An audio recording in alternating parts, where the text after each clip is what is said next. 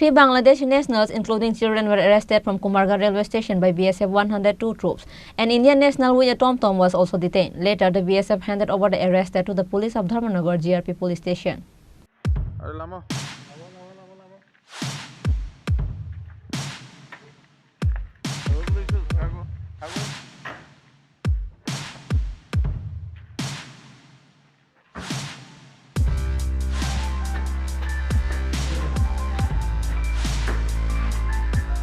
Bangladeshi national has been entering in the state illegally more often.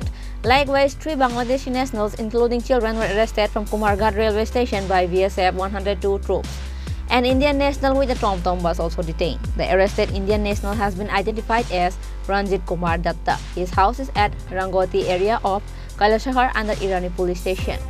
The arrested Bangladeshi nationals are Shalma Begum, aged 23 years, Tahira, aged 42 years. They also have a child with them. The arrested woman said that they had come to India in search of work.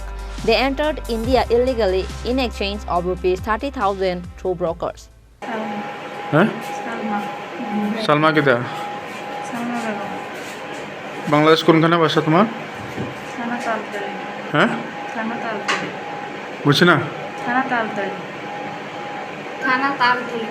আচ্ছা, আমার বয়স কত? বরিশাল তো না? কোন দিকে ঢুকছো জানো না?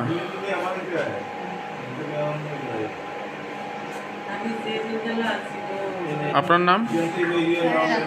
হ্যাঁ, তাহের। তাহেরা, আপনার বাসা?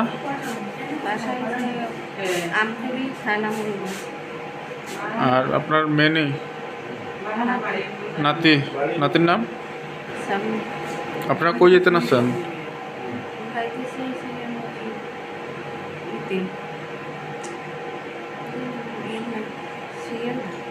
হ্যাঁ, শিয়ালদা। এখানে কি আপনার রিলেটিভ আছে কেউ?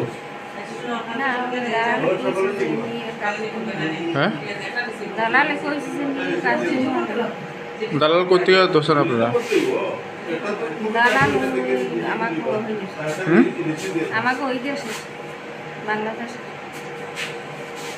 Later, the BSF handed over the arrested to the police of Dharmanagar GRP police station.